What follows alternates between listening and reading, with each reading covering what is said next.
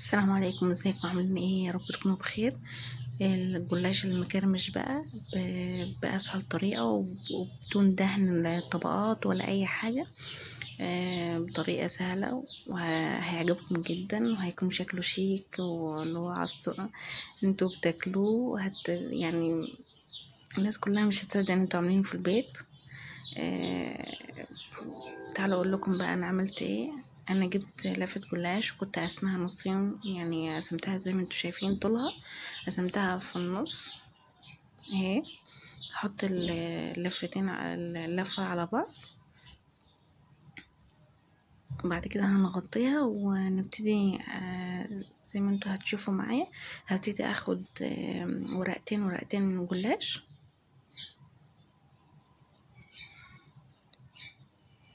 مش هندهنه اي حاجة. الجلاش اللي انا قلت لكم عليه في الفيديو بتاع لفة الجلاش الاولاني، اللي هو مش هدهن فيه مش هستخدم سمنة خالص في الدهان اهي. على يعني كله على الجاف جدا. انا جبت سوداني محمص، سوداني قصدي، فرمته جدا، فرمته ناعم. كان فيه يعني اللي هو مجروش، بس فيه ناعم شوية اهو. ببتدي اوزعه، بس بسيب الجزء اللي في الاخر ده. وهجيب عصايتين من شيش طاووق.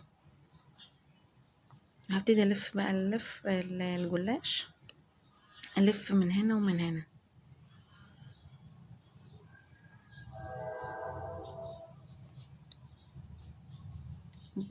بضغط يعني انا وبلف، وبرضه في نفس الوقت اللي هو مش الضغط الجامد، بحيث ان هي تبقى حتى يعني بعد كده باقي الخطوات هنشوف هنعمل فيها ايه. بعد كده بنكرمشها قبل ما اشيل اللي هي عصاية الشيش طاووق. قبل ما اشيلها، ولو عندكم حاجة رفيعة يعني مثلا غير العصاية، عندكم حاجة رفيعة ممكن تلفوا بيها. هبتدي اقطعه بالسكينة. انا كنت دهنة صينية، شايفين شكله شيك ازاي، وبيطلع بنفس الشكل، يعني مش الشكل اهو. هبتدي هلف معاكم ورقتين تاني عشان برضو تشوفوا.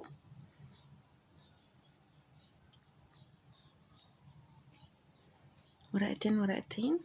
ولو حابين مثلا تلفوا ورقة كبيرة يعني، ولا ما تقسموش اللفة، ممكن تعملوها برضو اللي هي لفة كبيرة خالص، الورقتين الكبار. وبعد كده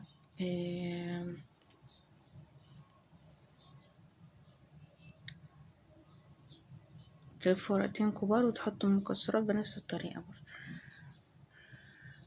اهي.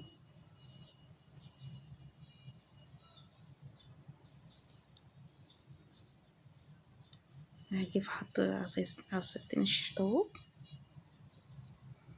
ابتدي الف.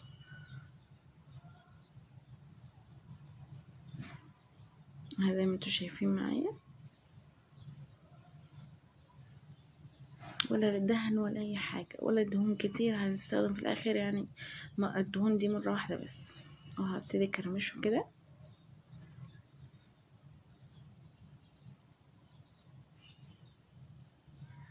بعد كده اقطعه بالسكينه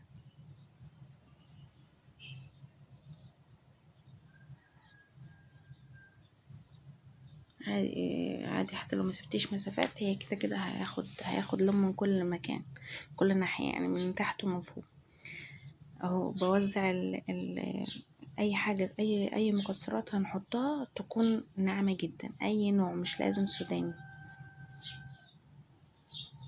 تكون مفرومة جدا جدا، اللي هو تكون ناعمة عشان تعرفي تلفيها وما تبوظش معاكي انت بتلفي.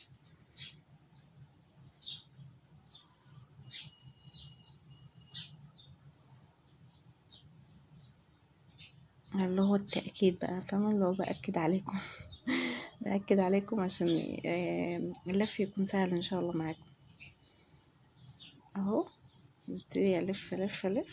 وبعد كده في الاخر بكرمش بقى، بكرمش بالعصايتين. وبعد كده يعني بمسك بايدي زي ما انتوا شايفين يعني باخد العصاية التانية. شايفين بقى شكلها شيك جدا. اهو بعد ما خلصت بقى الصينية كلها هعمل ايه بقى؟ جبت نص كوباية من السمن دافية، وبعد كده نزلت بيها بقى على الجلاش.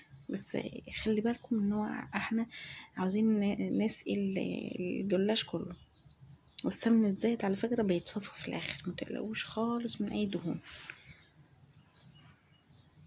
اهو انا جبت فرشة ومشيت على الجلاش السمنة اللي في الصينية، مسكت الفرشة ودهنت بيها الجلاش من فوق،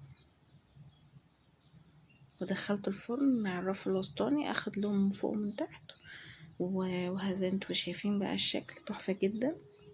ابتدي بقى ازينه بالتزيين اللي انتوا حابينه برضو. شوفوا انتوا حابين ايه، بيبقى بطعمه مقرمش وفي نفس الوقت من جوه طري، مقرمش وطري.